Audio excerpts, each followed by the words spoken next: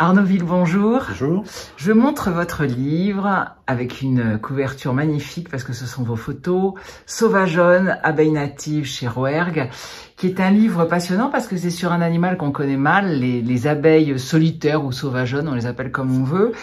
Alors, on va démarrer tout de suite parce que, en fait, elles sont pas si solitaires que ça. De temps en temps, elles ont quand même une petite sociabilité. Alors oui, beaucoup d'abeilles, presque 70% des abeilles nichent dans le sol et d'autres dans les tiges creuses ou diverses possibilités. Mais celles qui nichent dans le sol aiment à se retrouver en bourgade, c'est-à-dire en groupe plus ou moins étendu, avec des galeries qui sont plus ou moins proches les unes des autres, mais sur des terrains toujours qui leur conviennent de façon optimale. C'est souvent des sols très légers, sablonneux, faciles à creuser, drainants, c'est-à-dire que quand il pleut, l'humidité s'évacue assez vite. Et il se trouve que quand le terrain est favorable, par endroit, on peut trouver des dizaines, voire des centaines de nids, selon les espèces, en toute proximité, quand bien même chaque femelle s'occupe exclusivement de sa galerie, de ses excavations, d'aller chercher le pollen et de parfois l'aménagement même de sa galerie avec différentes petites possibilités très étonnantes, mais chacune se débrouille toute seule. Oui, c'est-à-dire que par rapport aux abeilles les plus connues, les fameuses abeilles mellifères, qui sont en ruche et qui vivent vraiment en colonie, celles-là vivent vraiment du début à la fin de leur vie quasiment en solitaire. Et les bourgades dont vous parlez, c'est un peu comme un village, quoi. Chacun est dans sa maison et fait ce qu'il veut, mais on se rencontre. Voilà, c'est un village exclusivement de femelles. Les mâles sont tolérés à proximité pour qu'il puisse y avoir une descendance, mais en aucun cas jamais ils ne participent ni aux travaux ni aux récoltes. Donc voilà, ce sont des bourgades de femelles abeilles. Et on se rend compte que parfois, il y a quand même des partenariats de ces abeilles, notamment avec les fleurs. Vous parlez de ce partenariat qui a des millions d'années. Oui, voilà, c'est une très vieille histoire. C'est-à-dire que les plantes ont vite détecté l'appétit de certains insectes pour leur début les débuts des histoires du pollen. Elles sont aperçues que non seulement c'était une bonne façon de disperser, c'était plus efficace que le vent, et que le pollen était une denrée recherchée par beaucoup d'insectes. Et il se trouve que les guêpes de cette époque-là, qui sont devenues par la suite des abeilles, plutôt que de chasser au petit bonheur la chance, se sont assez vite, en tout cas pour certaines d'entre elles, spécialisées dans la collecte du pollen. Et les plantes en ont profité pour développer tout un tas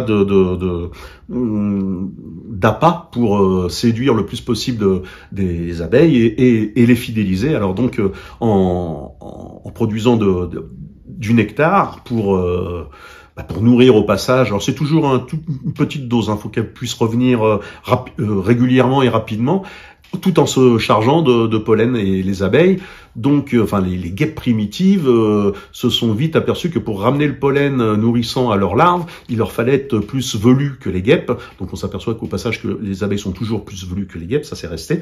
Et que du côté fleurs, c'était une compétition pour appâter le plus possible d'abeilles et les fidéliser pour que leur reproduction soit le plus efficace possible, et pour les plantes et pour les abeilles. Mais c'est quand même les plantes qui sont à la manœuvre depuis le début. C'est elles qui manipulent l'animal.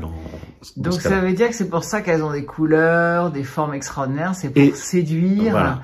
Et donc il y a certaines fleurs dont vous parlez, certaines orchidées, qui sont carrément des coquines. Ah oui, alors là, oui, toutes les orchidées sont fécondées par des insectes, mais certaines orchidées, sans aller les chercher sous les tropiques ou l'équateur, ont développé une arnaque, il n'y a pas d'autre mot, c'est-à-dire que la fleur ressemble vaguement à une abeille femelle, avec des brillances un peu comme ses ailes, un petit peu velues sur les côtés, et puis elle complète la panoplie par l'émission de phéromones typiques d'une espèce d'abeille. Donc certaines orchidées ont chacune des phéromones particulière à dégager pour attirer certains mâles qui éclosent les premiers et qui, tout émoustillé par ces senteurs et cet aspect visuel, se précipitent sur la fleur d'orchidée qui n'a pas besoin du tout de nectar ni de pollen puisque c'est pas du tout ça qui attire les mâles. Et le mâle repart avec des pollinies. Alors les pollinies, c'est des petits sacs de pollen qu'il a collés sur le front. Alors bon, peut-être que pour séduire les femelles pour plus tard, c'est un petit peu contre-productif pour le mâle qui s'est fait avoir. On peut compter les pollinies et puis les diviser par deux pour savoir combien de fois il s'est fait avoir par les orchidées, puisque à chaque fleur d'orchidée contient 2 pollinies pour ces fleurs-là, donc les ophrys.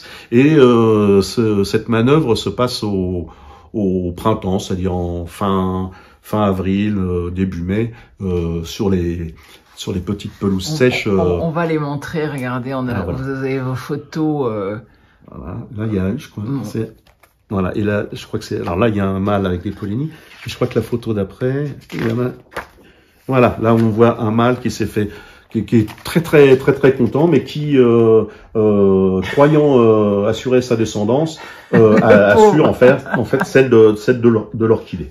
Voilà, ça j'ai pris sur le vif, et avec les petites pollinies fixées sur le front qui fécondera donc la prochaine fleur d'orchidée au passage. Voilà. Donc l'orchidée est belle, mais c'est une coquine. Oui.